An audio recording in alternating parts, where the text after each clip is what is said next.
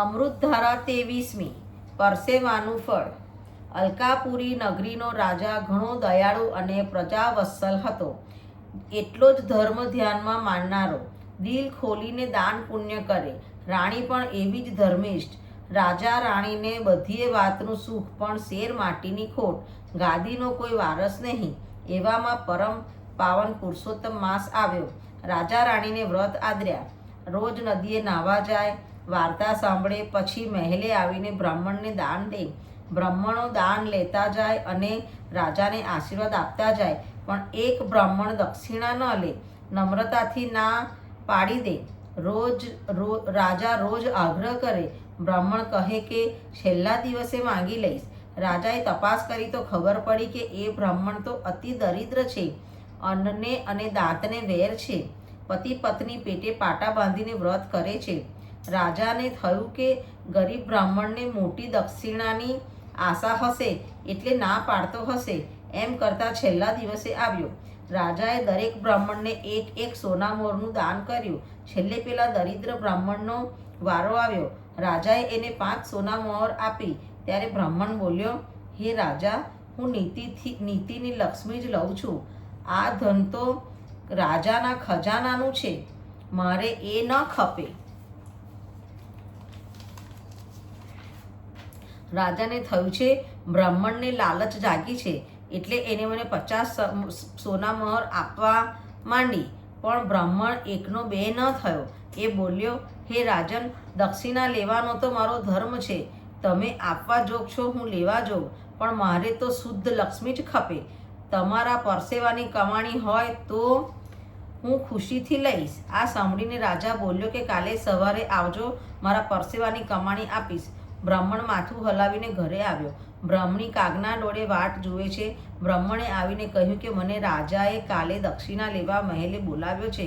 બ્રાહ્મણી તો રાજીના રેડ થઈ ગઈ અને ખાતરી થઈ ગઈ કે કાલે રાજા ઘણું ધન આપશે અને દરિદ્ર ફીટશે.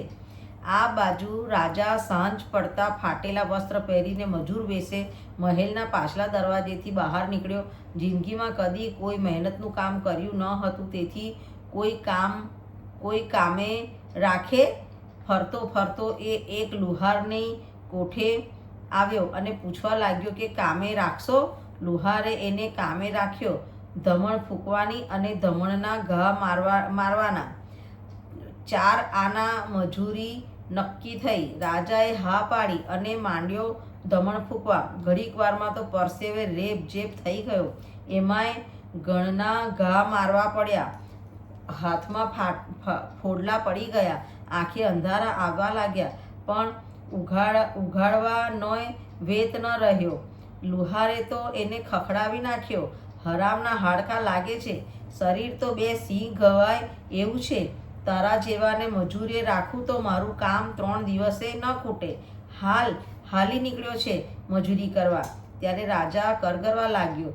જે આપે એ લઈ લેવાની તૈયારી દેખાડી એટલે લુહારે ઠબુ 2 પૈસાનો ઘા કર્યો અને રાજાને કાઢી મૂક્યો. રાજાને આજ ખબર પડી કે પરસેવો પાડીને એક પાઈ રડવી કેટલી દોહ્યલી છે. આવો થાક લાગ્યો કે વસ્ત્ર બદલ્યા વગર જ ઊંઘી ગયો. પ્રાતઃકાળે સ્નાન કરી પૂજા કરી. ત્યાં જ દરિદ્ર બ્રાહ્મણ આવ્યો. રાજાએ ઠબુની દક્ષિણા આપી. બ્રાહ્મણે ઘણા પ્રેમથી દક્ષિણા સ્વીકારી અને આશીર્વાદ આપ્યા કે આજથી 9 માસે તારા ઘેર ઘોડિયું બંધાશે. આશીર્વાદ આપીને બ્રાહ્મણ તો ગયો ઘેર અને જોડીમાંથી ઢબુ કાઢીને બ્રાહ્મણીના હાથમાં મૂક્યો. બ્રાહ્મણીએ તો એવો રોષ ચડ્યો કે એને ઢબુનો ઘા કરી દીધો અને બ્રાહ્મણને ભાંડવા લાગી. બ્રાહ્મણે ઢબુને શોધવા માંડ્યો, પણ ઢબુ ક્યાંય ન મળ્યો. ત્યારે એ પ્રભુને વિનવવા લાગ્યો કે હે પ્રભુ, મારી અજ્ઞાન પત્નીના બોલ્યા સામું ન જશો. હવે વાત એવી બની કે બ્રાહ્મણીએ ઢબુનો ઘા કરેલો એ ઢબુ તુલસી ક્યારામાં જઈને પડ્યો. ત્રીજા દિવસે ત્યાં છોડ ઉગ્યો. એ છોડના દાણેદાર શીંગો આવી. બ્રાહ્મણીએ તો શીંગ ફોલી તો એની અંદર તો સાચા મોતી નીકળ્યા. એ તો ગઈ દોડતી પતિ પાસે. બ્રાહ્મણ તરત જ જાણી ગયો કે આ પરસેવાના પૈસાનું ઝાડ ઉગ્યું છે. પ્રભુએ કૃપા કરી છે. હવે બ્રાહ્મણીના પશ્ચાતાપનો પાર ન હતો. બ્રાહ્મણ એક મોતી લઈને બજારમાં ગયો. મોતી વેચવા ₹2000 રોકડા મળ્યા. પછી તો બ્રાહ્મણ બ્રાહ્મણી સુખે રહેવા લાગ્યા. રોજ એક મોતી વેચી આવે અને જે પૈસા મળે એમાંથી અન્ન વસ્ત્રના દાન કરે. સદા વ્રત ખોલ્યું. બ્રાહ્મણના તો જોતામાં શ્રીમંત થઈ ગયો. આ જોઈને પડોશીઓ બળવા લાગ્યા. ઉડતી વાત પ્રધાનના કાને આવી. પ્રધાન ઘણો હરામી હતો. એણે પૈસાનું ઝાડ પડાવી લેવાનો પેંતરો રચ્યો. 10 સિપાહીઓને લઈને પ્રધાન તો આવ્યો બ્રાહ્મણના ઘરે. બ્રાહ્મણ તો સાચો જીવ હતો. બધી પેટ છૂટી વાત કરી દીધી. ત્યારે પ્રધાન બોલ્યો કે મારે પૂરી તપાસ કરવી પડશે. આ છોડના મૂળ ખોદવા પડશે. જો મૂળમાં ઢબ્બુ મળે તો આ છોડ તારો, ન મળે તો આ છોડ રાજની માલિકીનો. પ્રધાને તો તરત જ સિપાહીઓને ખોદવાનો આદેશ દીધો. 10 સિપાહીએ કામે લાગી ગયા, પણ છોડનું મૂળ હાથમાં ન આવે. એ તો ધર્મનો છોડ હતો. એના મૂળ તો પાતાળે હોય. કોઈને જઈને રાજાએ વાત કરી તો રાજા ઉઘાડા પગે દોડતો આવ્યો. પહેલાં તો પ્રધાનની ધૂળ કાઢી નાખી. પછી બ્રાહ્મણના પગે પડીને માફી માંગી. બ્રાહ્મણે એક સિંગ ફોલી.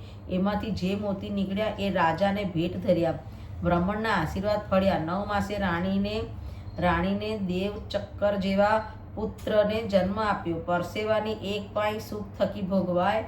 વીણ મહેનતે લાખ મળે. સર્વ ઔષધમાં જાય. હે પૂર્ણ પુરુષોત્તમ પ્રભુ, તમે જેવા બ્રાહ્મણ બ્રાહ્મણીને ફળ્યા એવા સર્વને ફળજો. જય હે પુરુષોત્તમ ભગવાન. જય.